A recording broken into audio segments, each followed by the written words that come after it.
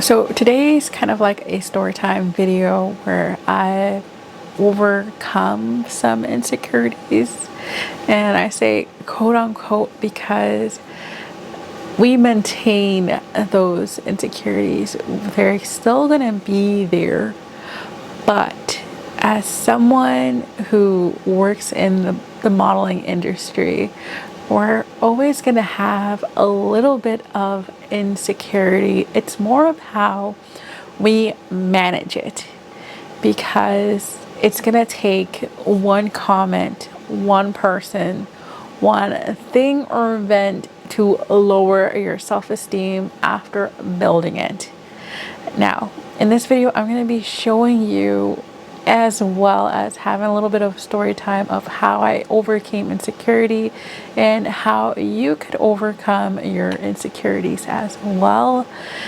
I just want to say that it is an ongoing practice, and let me tell you, to maintain it is very hard, but it is not impossible. It is something that you just got to continue to work on. And as also a mental health clinician, one of the things that I have learned is that inner dialogue has so much to tell you on how you represent yourself and how you see yourself in your worldview, because that is very important. So I'm going to start with my little story time. So as a child, I've always been the plus size child. I was always been a little bit overweight. Honestly, I wasn't as overweight as other individuals at my time. I was very average, but I was still considered overweight. And it really made me feel uncomfortable because I was at that age where I was 10 years old and very thin, but I was still considered overweight. But honestly, I'm at my highest right now, and I feel like I'm rocking it. I really am crushing it in the modeling industry and also my profession as a clinician. And I don't let those barriers knock me down of my weight or any of those insecurities. And people really do see you shine when you let confidence come in. So as a child, I was always picked on by, and it usually starts with like family members. And I know they don't really mean to do it to make fun of you, but they kind of do it to motivate you. And it's not like you're going to lose weight overnight when you get told this, and it's very harsh way of kind of just, especially when you're a kid, harsh way to tell your child that she needs to lose weight by telling her you're fat. And I feel like that is very cruel. Lower your self-esteem. To be honest, when I was young, I had a very low self-esteem. I did not take care of myself, my appearance, anything, but I knew that I had potential. And I knew at an early age as well that I love psychology and I love communicating. So I took that advantage of using my communication skills to grow.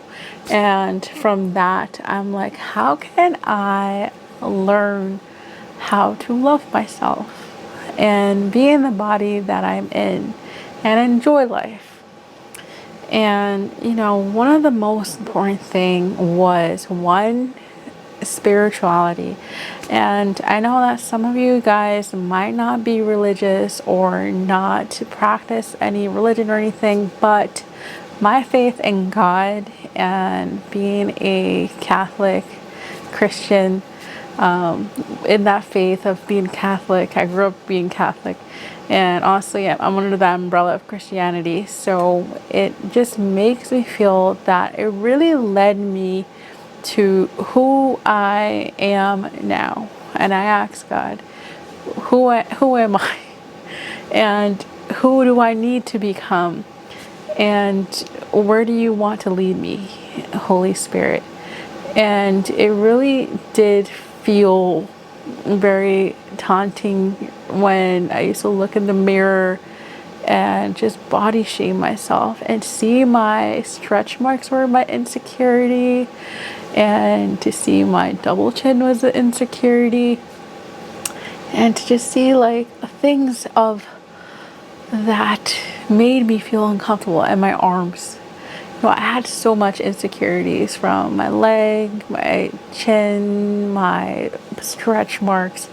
I remember one day my mom told me, no man's gonna like you because you have really deep tiger marks. And I honestly didn't have it as deep as after my childbirth. And my mom still saw them like, wow, they have gotten deeper.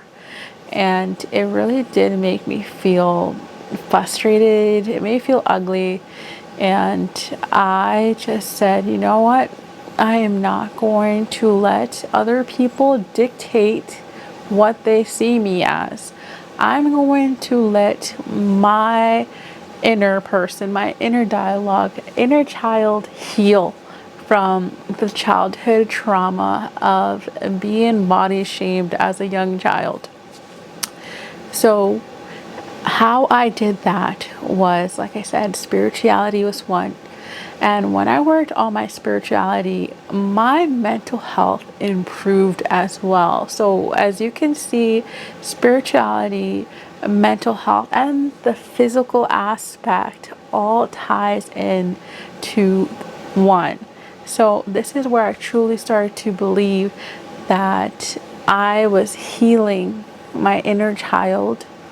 I was overcoming those insecurities of who I was as a child, overweight, but I didn't take those labels that were put onto me as a negative thing.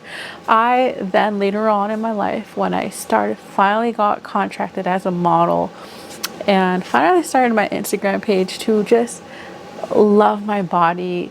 And when I found the body positivity community, that's when everything had to change. There was a whole community of people that loved themselves for who they were. And there's people of many sizes, shapes, colors, backgrounds, and that really inspired me and motivated me to become the best version of myself. And so as I did this during a dark period of my time. While I was back and forth with the modeling, I knew as a young child that I wanted to become a model so bad. But money was always a barrier, and it just made it very difficult for me to do what I wanted to do. And I always told myself that I'm going to continue to do my dreams, going to pursue what I wanted to do. And I finally achieved that goal of doing what I wanted to do. Finally, after graduating college and now seriously getting into more of the modeling profession. And I just want to say that whatever life path that you are on, never feel discouraged to be starting later in your life. To be honest, a lot of modeling agencies do want younger looking faces, but honestly, a lot of these younger faces probably have parents that have money to do it. And a lot of these people like me, like now in their 20s, mid 20s and 30s, going into those 20s to 30 genre, that they start figuring out their lives and start putting financial money aside, and they start getting serious about their modeling career.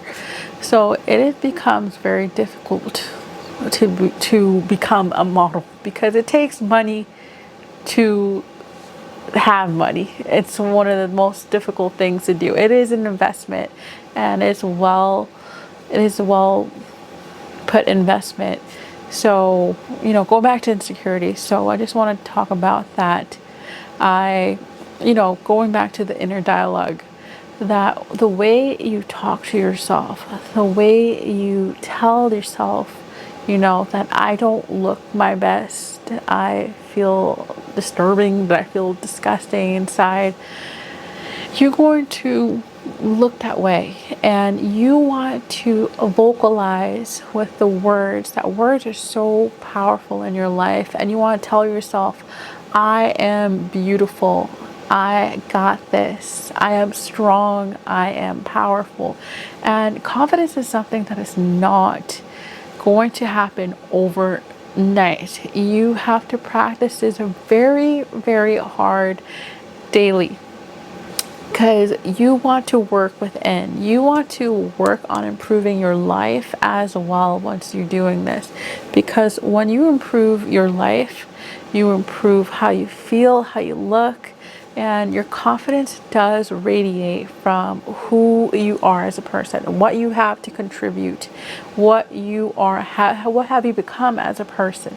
So you really want to focus on these ideal things in your life. Who do you want to become is the biggest thing. Like, what is your life path? What is your career? And it's very important to ask the Holy Spirit, what do you have for me in this journey? What do you have in store? Could you reveal to me my life journey?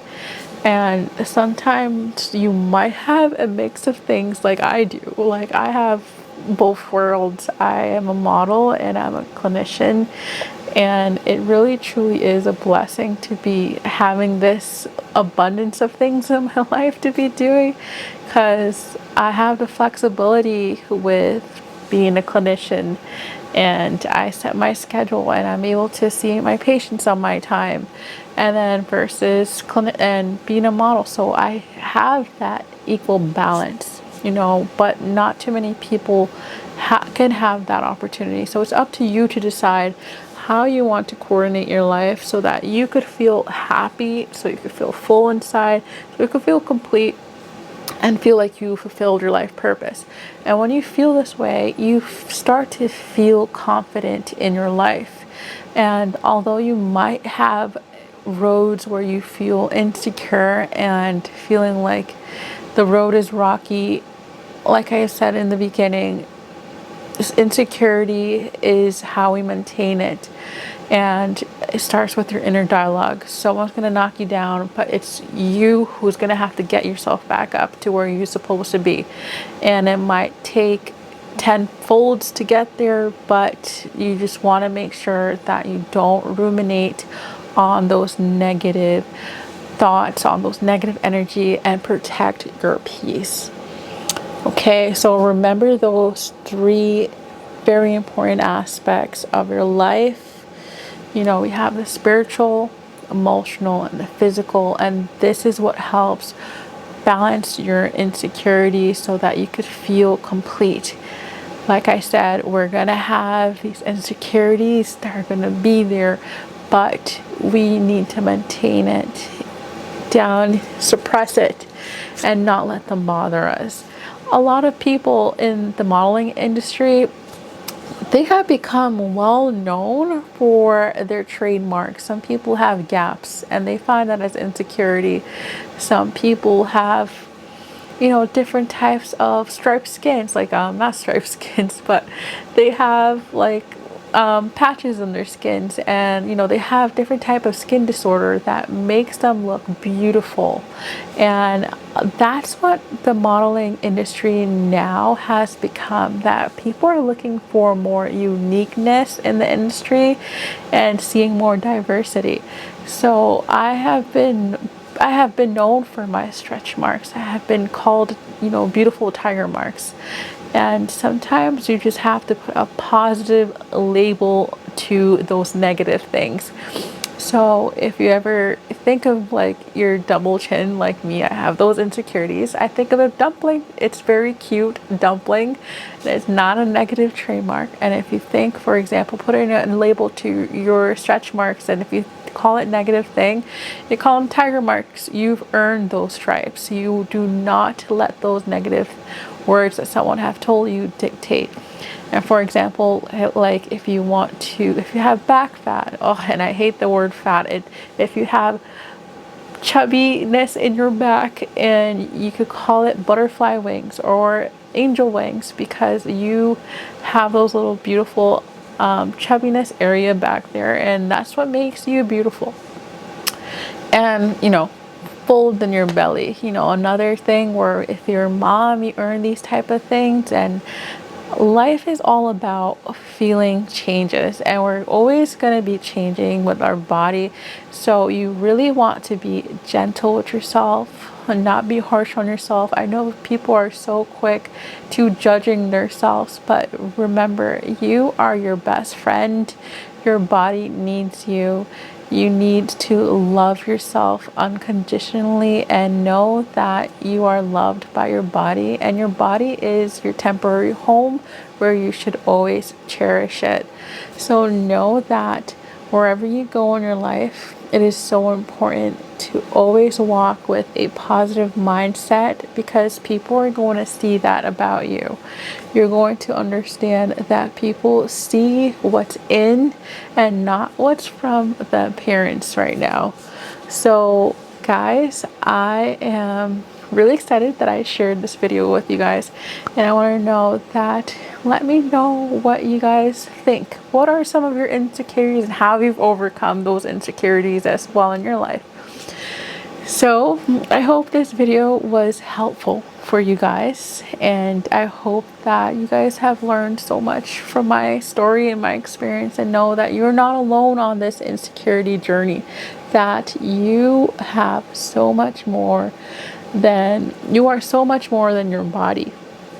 You are a person, and you have emotions, and you don't let other people's emotion dictate who you are. Okay, sometimes these people might be jealous and they want what you have, or vice versa. I don't know what their story is like, but they should not be belittling you as a person and make you feel less than, because you have emotions and you have so much more in your life right now.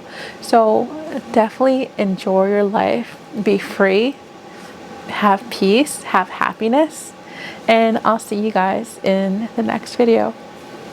Take care.